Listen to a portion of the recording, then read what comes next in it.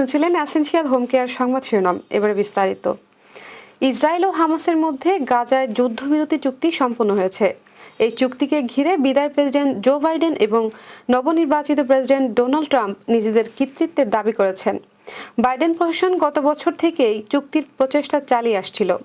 গত আগস্টে মার্কিন পররাষ্ট্রমন্ত্রী অ্যান্টনি ব্লিংকেন এটিকে চুক্তির শেষ সুযোগ বলে আখ্যা দেন। শেষ পর্যন্ত ট্রাম্পের দূত স্টিভ উইটকফের মধ্যস্থতায় ইসরায়েল ও হামাস আলোচনা চূড়ান্ত করে।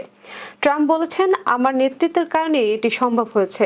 অন্যদিকে বাইডেন দাবি করেন, যুক্তরাষ্ট্রের ঐক্য ধরে রাখতে ট্রাম্পের দলকে আলোচনায় অন্তর্ভুক্ত করেছিলাম।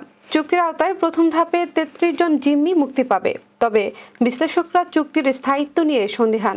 গাজায় সাধারণ মানুষের মধ্যে স্বস্তি ফিরলেও আঞ্চলিক উত্তেজনা এখনো রয়ে গেছে।